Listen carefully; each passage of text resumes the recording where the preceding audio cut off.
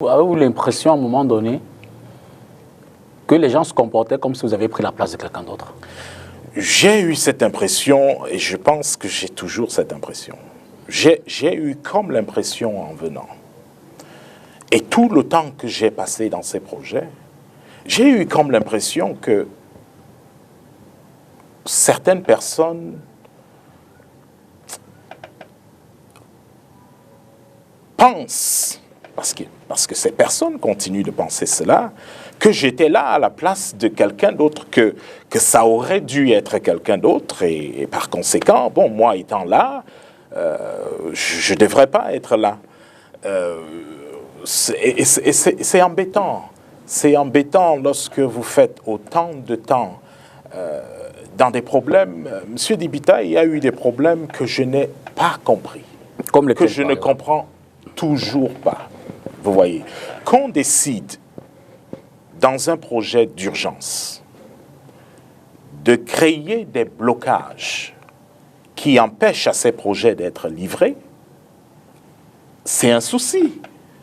Qu'on le fasse parce qu'on est contre une personne, bon, on peut peut-être comprendre cela, mais qu'on le fasse contre l'intérêt national, je pense qu'il y a un souci. Et n'eût été une certaine organisation mise par la tête de l'État, je pense qu'on ne serait pas là, parce qu'il faut le dire. Que ce soit à Garoua, que ce soit à Yaoundé, que ce soit à Douala, nous sommes là où nous sommes parce qu'il y a eu un commando désigné par le président de la République, la task force, qui a fait un travail exceptionnel. Moi, je n'ai pas toujours été d'accord avec certaines des décisions prises, mais à la fin, lorsqu'on regarde, on comprend quand même que ces décisions étaient des décisions qui devaient être prises. Parce que raison leur a été donnée, et je leur tire un coup de chapeau de cela. Et je l'ai dit avant, je veux le redire ici, que pour moi, je pense que si le Cameroun va se développer de manière sereine, il est important que le modèle de construction, le modèle de gestion des infrastructures de la CAN soit répété, mais qu'il soit changé un tout petit peu. C'est-à-dire que la task force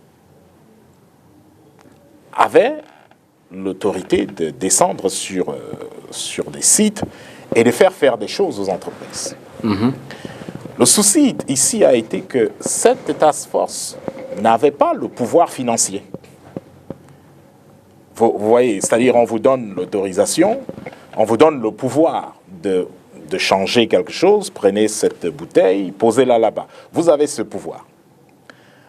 Bon, mais quand il vient le temps de payer l'addition, vous n'avez pas ce pouvoir et il faut prendre ce pouvoir quelque part ailleurs.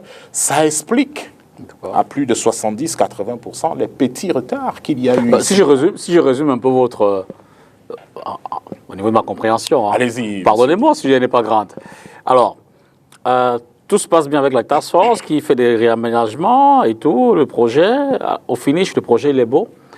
Donc au niveau de la task force, ça se passe bien, mais au niveau du ministère des Finances, ça coince. En d'autres termes. Bon, en français facile, c'est ce que nous disons. Donc c'est le ministère des Finances qui est un peu le caillou non, je ne parlerai pas du ministère des Finances comme étant le caillou. Vous voyez un peu. Je dirais que le ministère des Finances a d'autres priorités. Il y a la guerre à payer. Absolument. Il y a des fonctionnaires à payer. Le Covid et tout le reste. Il y a le Covid qui a frappé. Donc, le ministère des Finances a ses priorités. Mais la CAN, plus que task force, la CAN aussi était l'une des priorités. Exactement. Je pense même que sur ces deux dernières années... Moi, je pense que ce qui aurait dû être... au vu de l'expérience dans ces projets, je pense que ceux qui...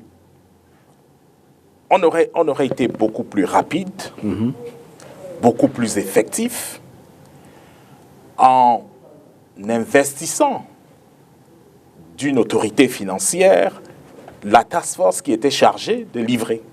Bon, il faut lui tirer un coup de chapeau parce que c'est livré, c'est fait.